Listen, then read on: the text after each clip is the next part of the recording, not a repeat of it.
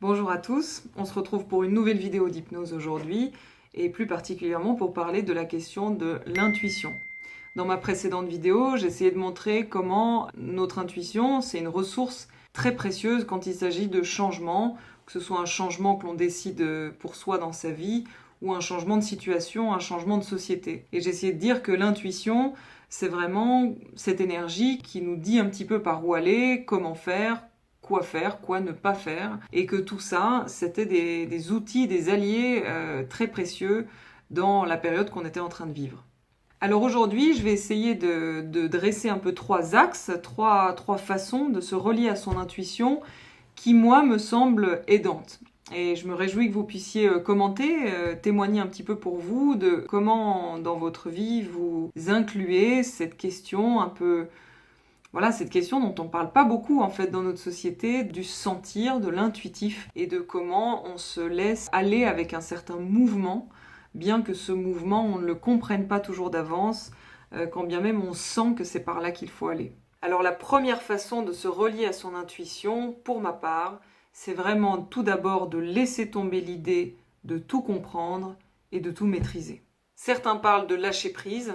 Moi, j'aime beaucoup la formule que l'on doit à Fabrice Midal, qui enseigne la méditation en France depuis 30 ans, qui est de se foutre la paix. Pour moi, se foutre la paix, c'est vraiment un geste profond. C'est peut-être le fait de lâcher, rien qu'un instant, cette idée qu'on va pouvoir tout gérer, tout maîtriser de soi-même ou d'une situation, et de s'asseoir dans cette impuissance reposante.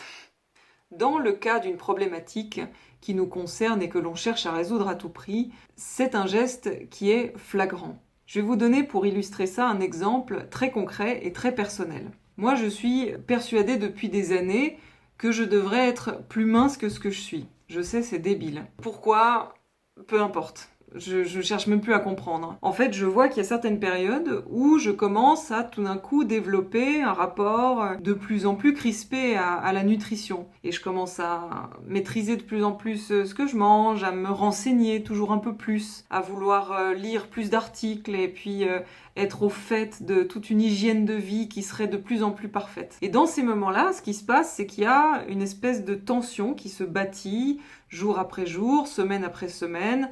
À la fois, j'ai l'impression de me faire du bien, mais en même temps, je sens qu'il y a quelque chose en moi qui commence à avoir de plus en plus envie de gérer la chose. Et puis arrive un jour, évidemment, où cet effort de contrôle, il baisse la garde. Et là, on entre dans un cycle, et je suis sûre que vous savez très bien de quoi je parle, qui est ce cycle où on est de plus en plus crispé, et on est de plus en plus accusateur, et en fait, le fait d'être de plus en plus accusateur et dans un rapport de culpabilité, fait que le problème ne se résout jamais. Le problème ne se résout jamais parce que toute notre attention est focalisée en permanence sur ce qui ne va pas. Lâcher l'idée qu'on va réussir à tout gérer, à tout maîtriser jusqu'à ce que ce soit parfait, et ben c'est quoi dans cette situation? C'est se dire, oh là, halte là, fous-toi un peu la paix avec cette histoire.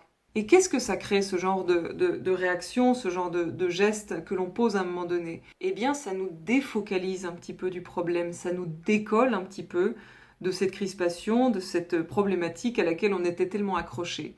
Et qu'est-ce qui se passe quand on défocalise? Eh bien, c'est ce qui se passe en hypnose. Tout d'un coup, il y a un peu plus d'espace. Oui, même moi, je respire mieux. La solution, elle vient quand il y a de l'espace. Et c'est là le point de départ de l'intuition. C'est qu'au moment où on se fout un peu la paix, et bien tout d'un coup, on retrouve comme une forme de tranquillité qui va faire qu'on va mieux sentir. Ah tiens, là j'ai envie de manger, là je n'ai pas envie de manger par exemple, et les choses redeviennent un peu plus simples. Ça m'amène à une deuxième façon d'essayer de se relier un petit peu à son intuition. Je la résumerai en une phrase. Pensez-y, puis n'y pensez plus.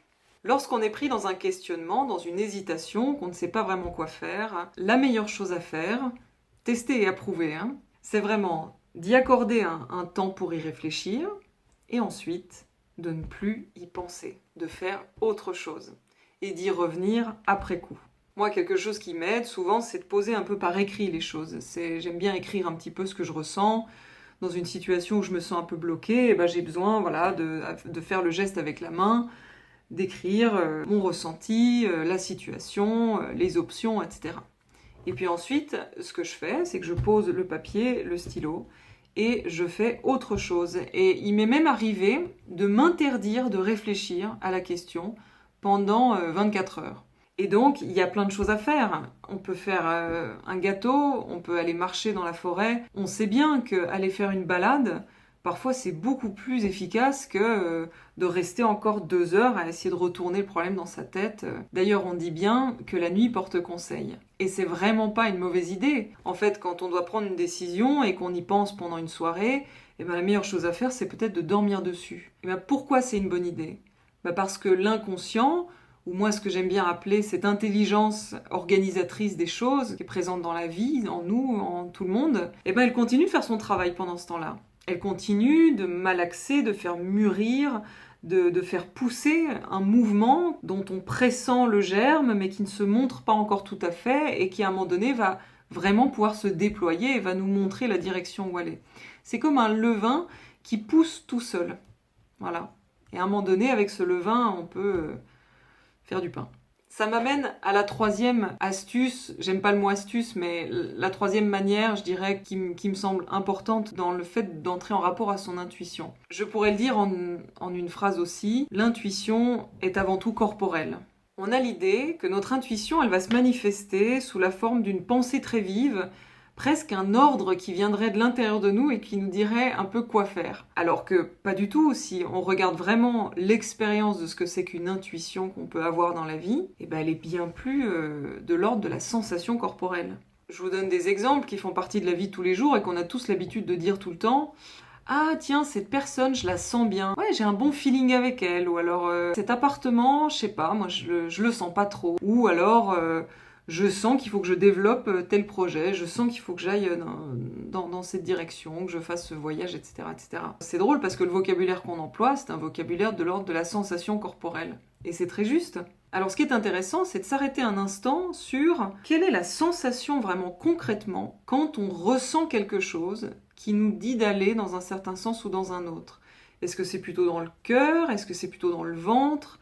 Est-ce que c'est plutôt dans les jambes? Voilà, qu'est-ce qu'on sent? Et ça, c'est un outil extraordinaire parce qu'avec le temps, quand on se familiarise avec son propre ressenti corporel, on arrive à justement s'accorder d'autant plus facilement avec son intuition que l'on sent les choses avant qu'elles arrivent.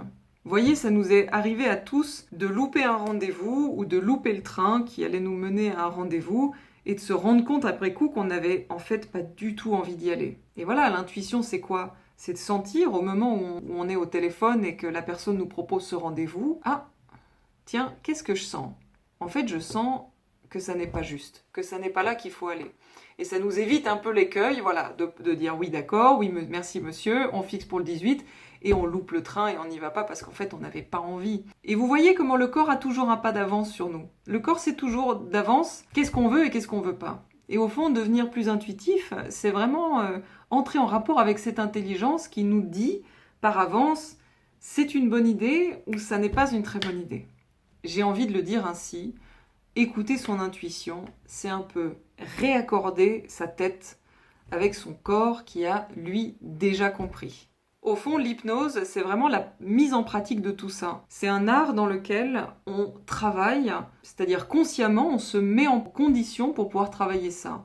On se met dans une disposition qui réaccueille cette intelligence de vie qui passe à travers nous, qui nous indique un peu les choses à faire, là où aller, et on lui donne un peu de place, on lui donne un peu d'espace. Au fond, c'est ça la transe. La transe, c'est un état, ce que Roustan appelait la veille généralisée, où on laisse de la place à ce qui doit travailler par lui-même, en rapport à une certaine problématique quand on va chez un hypnothérapeute, par exemple.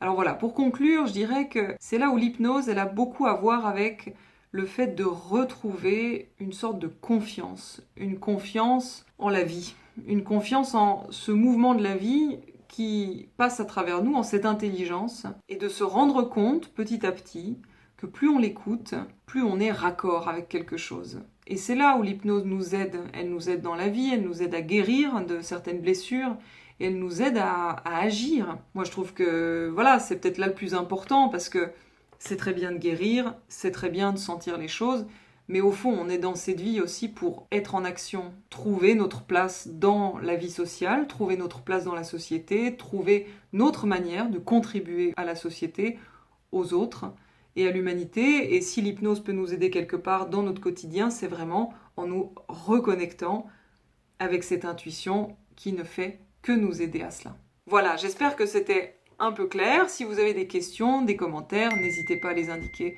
sous cette vidéo. En tout cas, je vous souhaite une très bonne semaine et je vous dis à jeudi prochain pour une nouvelle vidéo. Au revoir!